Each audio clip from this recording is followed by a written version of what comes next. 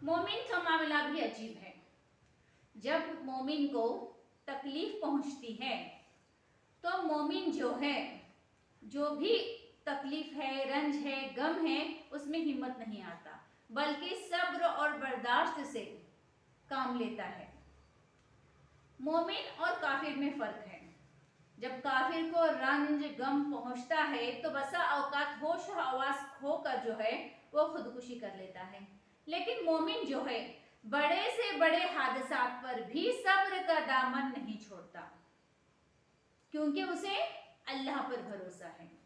अल्लाह सुब्हानहू तआला इरशाद फरमाते हैं, जो भी मसाइब, जो भी तकलीफें रोई जमीन में आती हैं, जो भी आफतें हम पर आती हैं, वो सब इससे पहले जो है, जो अभी वजूद में आई ही नहीं, अल्लाह ताला ने सब मसाइब को, सब तकलीफों को, सब खुशियों को जो है लोहे महफूज में लिखे हैं, ताकि कुछ भी हमसे फौत हो जाए तो हम ज्यादा गम न करें।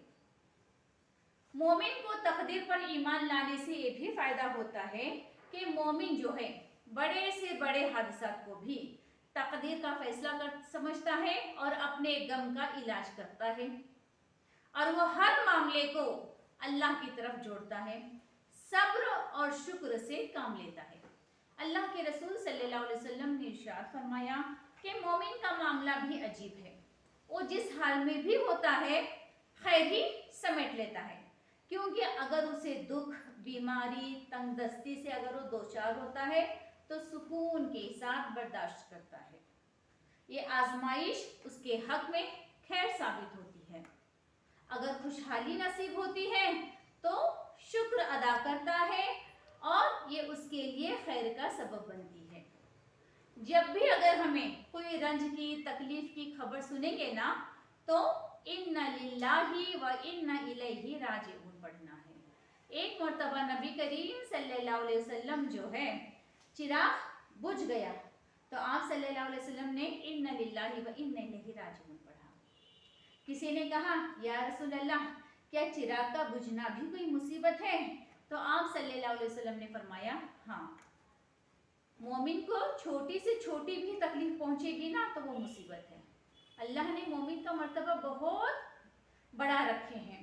जिस मुसलमान को कभी भी कोई जिस्मानी तकलीफ होती है, बीमारी होती है, रंज होता है, दुख होता है, यहाँ तक कि अगर उसे कांटा भी चुभता है और वो उस पर सब्र करता है तो अल्लाह ताला उसके गुनाहों को माफ करते हैं। तो हमारे साथ ही ऐसा क्यों हो रहा है? ऐसा सब नहीं बोलना है, क्योंकि आजमाइशें अल्लाह के नेक बंदों को आती हैं।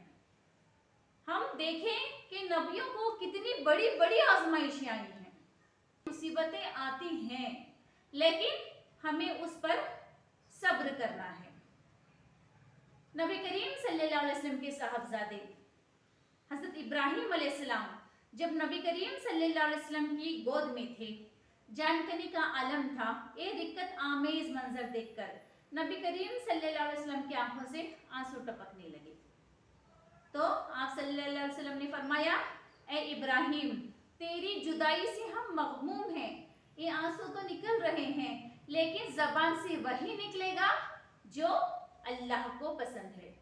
कितना भी तकलीफ क्यों ना आए, नाशुक्री के अल्फाज जबान से हमें नहीं निकालना है। जब किसी इंसान का बच्चा मर जाता है तो अल्लाह ताला अपने फरिश्तों से पूछते हैं, क्या तुमने मेरे बंदे की बच्चे की जान कब्ज कर ली?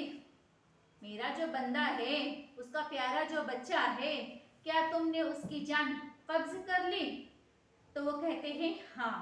तो फिर उनसे पूछता है कि तुमने उसके जिगर के टुकड़े की जान ले ली? वो कहते हैं हाँ। फिर अल्लाह ताला उनसे पूछते हैं कि मेरे बंदे ने क्या कहा? तो वो कहते हैं, इस मुसीबत में आपके बंदे ने आपकी हम्द की, इन्ना लिल्लाहि व इन्ना इलैहि राजिऊन पढ़ा। तो अल्लाह सुब्हानहू तआला फरमाते हैं कि मेरे इस बंदे के लिए जन्नत में घर तामीर करो और उसका नाम बैतुल हम्द रखो, तारीफ का घर, शुक्र का घर, अल्लाह की हम्द का घर। तो तकलीफ मुसीबत जब भी आएंगे ना तो नमाज से मदद लेना है। खुशी आई तो भी नमाज से मदद लेना है, गम पहुंचा तो भी नमाज से मदद लेना है। अल्लाह ताला कहते हैं वस्ताईनु बिस्सब्रि वस्सलाह, हमें मदद लेना है सब्र से और नमाज से।